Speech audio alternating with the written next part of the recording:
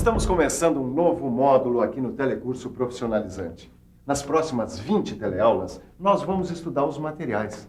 E aí você vem e me pergunta, mas onde é que a gente começa a estudar os materiais? E eu respondo, a gente começa do começo. E você me pergunta, mas aonde é o começo? E eu respondo, calma, a nossa teleaula ainda nem começou.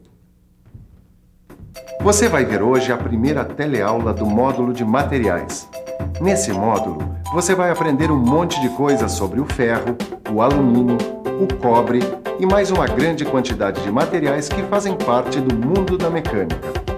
Começando nessa teleaula, bem do comecinho, com o estudo do átomo, das moléculas, dos polímeros, da estrutura cristalina e muito mais. Vamos começar, mas vamos devagar porque ninguém é de ferro. É ou não é?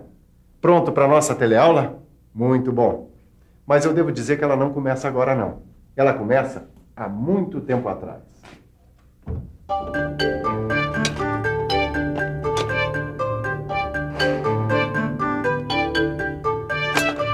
Oi, eu estava esperando por você. Eu estou aqui num ferro velho que fica bem pertinho da fábrica onde eu trabalho. Aqui a gente aprende muita coisa. O que, você duvida? Olha, eu sei que isso aqui parece o fim, mas não é o fim não. É apenas o começo do nosso estudo de materiais. Você quer ver? Olha só quanta coisa existe por aqui. Você sabe do que são compostas essas coisas? Pois bem, há muitos e muitos anos, um grego muito curioso, muito inteligente, ele fez essa mesma pergunta. Esse grego chamava-se Demócrito. Ele foi um dos primeiros a deduzir que toda a matéria é composta de pequenas partículas. E ele chamou essas pequenas partículas de átomos. Átomo é uma palavra de origem grega. Você sabe o que quer dizer átomo? Não? Átomo quer dizer indivisível. Legal, não é? Pois bem, átomo seria aquela partícula tão pequena, mas tão pequena que não poderia ser dividida. Hoje em dia a gente sabe que o átomo é composto de outras partículas menores. Mas para aquela época foi um avanço e tanto. Tanto é que esses estudos de Demócrito foram a base para o desenvolvimento da própria química. Sabia disso? Muito tempo depois, no começo do século XIX, o químico inglês John Dalton estabeleceu sua teoria atômica. E 60 anos depois, apareceu a primeira classificação geral dos elementos químicos. Daí para a tabela periódica que a gente conhece, foi um pulo. Você já percebeu que eu gosto de dar uns pulinhos lá no passado, não é? É que eu me interesso muito pela história dos materiais. Mas onde é que nós estávamos mesmo? Assim, a gente falava da evolução do estudo sobre os átomos. Pois muito bem, nós estamos saindo do passado para chegar aqui no presente. Hoje em dia, a gente sabe que tudo o que existe é formado por átomos. São os átomos que determinam se um material é aço, é plástico, é madeira ou até mesmo é o ar que a gente respira. Conhecendo melhor as leis que comandam as partículas, é que a gente sabe por que uns materiais são mais frágeis ou mais resistentes do que outros. Está entendendo por que todo este conhecimento é importante para quem trabalha na indústria mecânica? Conhecendo essas leis, a gente também sabe como o material se comporta nas coisas que usamos todos os dias. Por isso, em todas as teleaulas deste novo módulo de materiais, as reportagens vão te ajudar a conhecer melhor a matéria. E agora nós vamos continuar a nossa investigação sobre o átomo. A primeira coisa que a gente descobre num laboratório de química é a famosa tabela periódica. Ela ajuda a gente a compreender quais são as leis que comandam as partículas dos materiais. Assim, a gente pode saber que material é mais resistente, qual é mais flexível e assim por diante. Vamos conversar agora com o professor Adriano. Professor, o que é importante para o aluno de mecânica conhecer sobre a química dos materiais? Em primeiro lugar, o estudante precisa saber que todos os materiais são compostos de átomos e que os átomos são formados por várias partículas. Dessas partículas, as que mais interessam para o nosso estudo são os prótons, os elétrons e os nêutrons. Por que prótons, elétrons e nêutrons? A teoria diz que no átomo existe um núcleo formado por prótons e nêutrons. Os prótons são partículas carregadas positivamente e os nêutrons são partículas estáveis, que não têm maior influência sobre as propriedades químicas e físicas mais comuns dos elementos. E os elétrons, que são carregados negativamente, giram ao redor desse núcleo. Muito obrigada.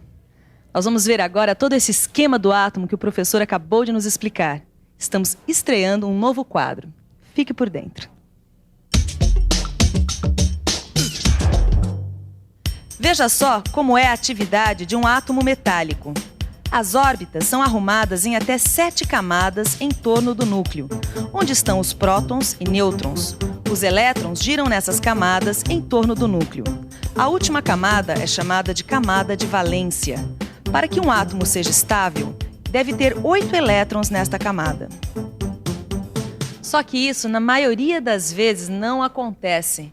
E para se tornarem estáveis, os átomos se combinam com outros átomos, cedendo, recebendo ou compartilhando elétrons. E quando os átomos compartilham elétrons, acontece a ligação covalente. Quer um exemplo? A molécula de água com a sua famosa fórmula H2O. Ela é composta de 2 átomos de hidrogênio e um átomo de oxigênio. E como toda ligação covalente, esta é uma ligação muito forte. Agora, quando um dos átomos cede definitivamente um elétron na sua última camada, acontece então a ligação iônica. O cloreto de sódio, que é o sal de cozinha que a gente usa diariamente, é um ótimo exemplo de ligação iônica. Sua molécula é composta de um átomo de sódio e um átomo de cloro. Existe também um terceiro tipo de ligação, a ligação metálica. Veja o que acontece na ligação metálica. Nesta ligação, os elétrons podem se mover livremente dentro da estrutura metálica. Eles formam uma nuvem eletrônica. Os íons positivos e a nuvem eletrônica negativa originam as forças de atração que ligam os átomos de metal entre si. Agora você deve estar se perguntando, será que na prática é realmente útil estudar química para quem quer conhecer os materiais e aprender mecânica? Pois eu conheço 2 caras que estão estudando exatamente isso para ficar craque em mecânica. Bibi, mulher no volante. E aí, Edgar, tudo certo? Você ainda está estudando isso aí? Desse jeito você vai ficar fera em química, hein? Em química eu não sei, mas mecânica, se Deus quiser. Mas o que é que você tanto tá vendo aí em química? Isso aí vai servir pro nosso aprendizado de mecânica? Ou se vai. Olha aqui, ó. Essa aqui é a configuração da ligação metálica. É assim que se formam os metais. Metais? Quer dizer, o ferro, o aço, o alumínio? Estudando a configuração da ligação metálica, a gente fica sabendo que, por causa dos elétrons livres, os metais são bons condutores de calor e eletricidade. Legal! Isso pode ser útil no nosso projeto, pode ajudar a gente na construção do kart, Claro não que pode? pode. Olha aqui, ó. A gente precisa conhecer as propriedades dos materiais que nós vamos empregar no projeto do kart. Ó, aqui, por exemplo, precisa de um material de alta resistência. Mas, Edgar, vem cá, me responde uma coisa.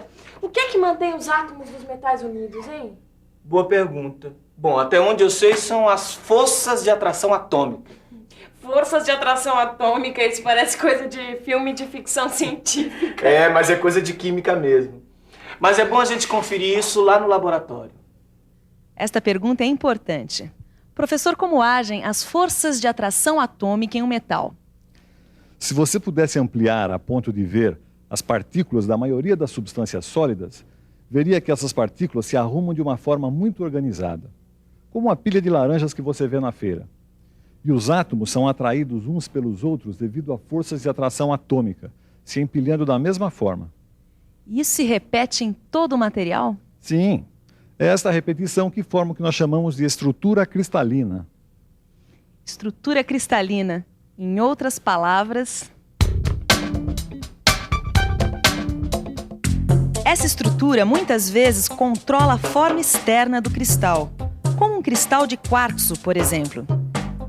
Olha, tudo que você está vendo aqui nesta teleaula está no seu livro, porque todas as aulas de materiais vêm com exercícios para que você possa parar e estudar sempre que aprender alguma coisa nova. Por isso, agora, não é importante você decorar tudo, ficar anotando tudo que você está ouvindo. Porque aqui na TV, o mais importante é que você tenha uma boa ideia do que você vai ter que estudar depois no seu livro. Ó, esse livro aqui tem um assunto que nós estamos estudando, ó. O que é? A estrutura cristalina. Você já ouviu falar, não ouviu, Neuza? Já sim. Se a gente for olhar dentro de metais como o zinco, vai encontrar uma estrutura cristalina chamada de hexagonal compacta. Como essa daqui, ó. E outros metais, como o ferro, o cobre e o alumínio? O cobre e o alumínio apresentam a estrutura cristalina cúbica de face centrada, como essa daqui, sabia? Já a estrutura cristalina do ferro é cúbica de corpo centrado. Que interessante. Mas eu sabia, sim.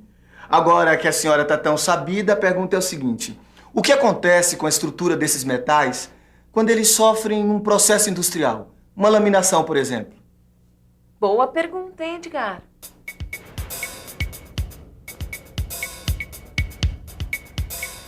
Você sabe muito bem que a laminação é um processo de fabricação por conformação mecânica.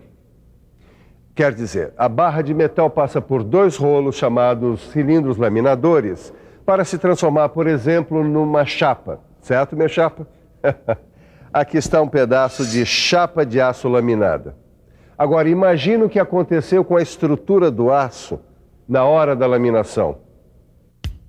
As camadas de átomos do metal deslizam umas sobre as outras nesse processo de laminação. Olha só o que acontece.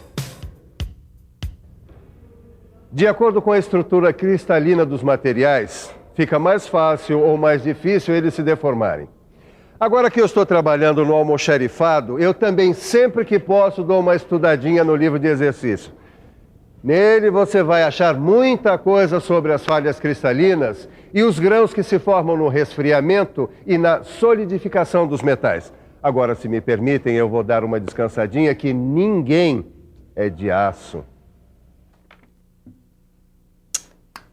E aí, Edgar, você não tá cansado, não? Só um pouquinho. Eu estou aqui mergulhando no estudo dos grãos. É o melhor caminho para a gente descobrir a estrutura dos materiais e assim explicar propriedades como resistência mecânica, ductibilidade, essas coisas que interessam para nós que estamos a fim de aprender mecânica. Olha, vai por mim. Vale a pena dar uma lida nessa aula de hoje, hein? É isso mesmo, eu assino embaixo. E vale a pena também rever tudo que rolou nessa teleaula fazendo uma revisão. E atenção, se liga aí que é hora da revisão.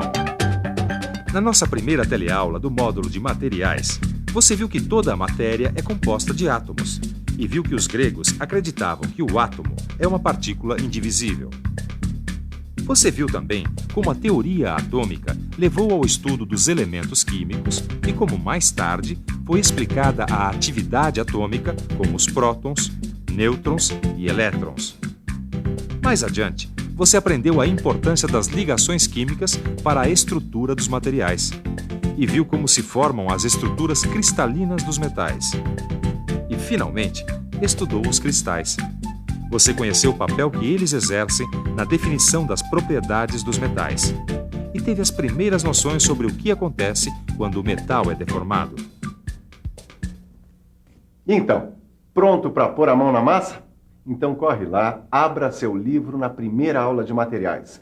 Leia tudo com muito cuidado e faça os exercícios.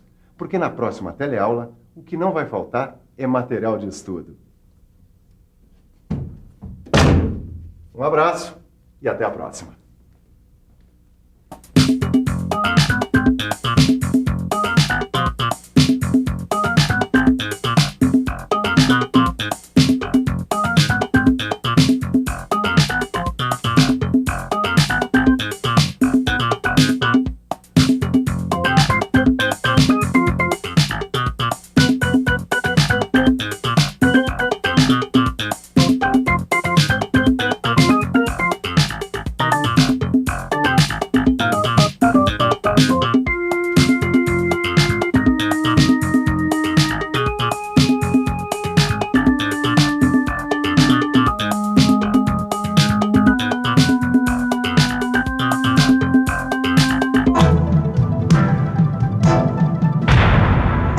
Telecurso 2000, um programa de educação do Sistema Fiesp e da Fundação Roberto Marinho.